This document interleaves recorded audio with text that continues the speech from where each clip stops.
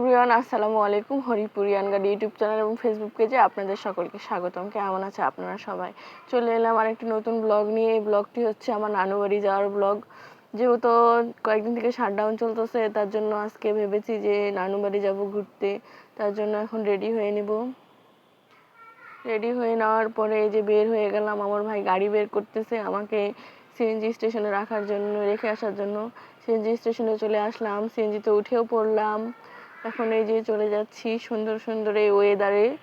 কি সুন্দর রোদ উঠছে। হরিপুর উপজেলা পার হয়ে গেলাম, এখন রানীশঙ্কলেও চলে এসেছি। রানীশঙ্কলে আসার পরে যে এখন আমি নেমে পড়বো। নামার পরে আরেকটা সিএনজিতে উঠবো।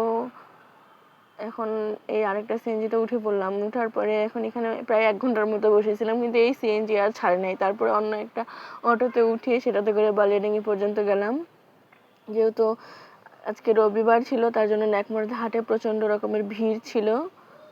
তারপরে এই যে নেকমরদ পার হয়ে বালিয়াডাঙ্গি হয়ে চলে আসছি। সুন্দর সুন্দর এই রাস্তাগুলো পার হচ্ছি। তারপরে এই যে দেখতে পাচ্ছেন ঠাকুরগাঁও পৌঁছে গেছি। পৌঁছানোর পরে বাসায়ও চলে আসছি। এখন একটু বের হব আমরা।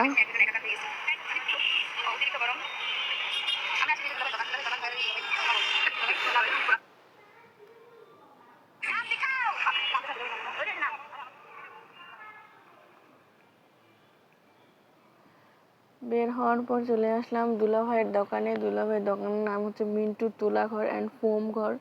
যদি এটার নাম পরিবর্তন করে রাইসা তুলাঘর রাখা হবে। দুলাভাইয়ের দোকানে সব ধরনের ম্যাট্রেস, জাজিম, তোশক সব কিছুই পাওয়া যায়।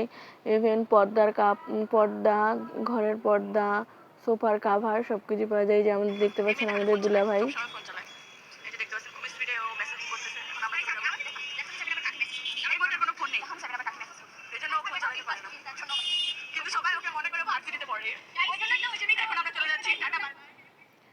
এখন আমরা দুলাভাইয়ের দোকান থেকে চলে যাব।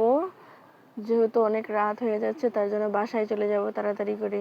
এই জন্য একটা অটোতে উঠে পড়লাম। অটোতে উঠার পরে অটোতে উঠেই যে দেখতে পাচ্ছেন আমরা দুষ্টামি করছি আর যাচ্ছি।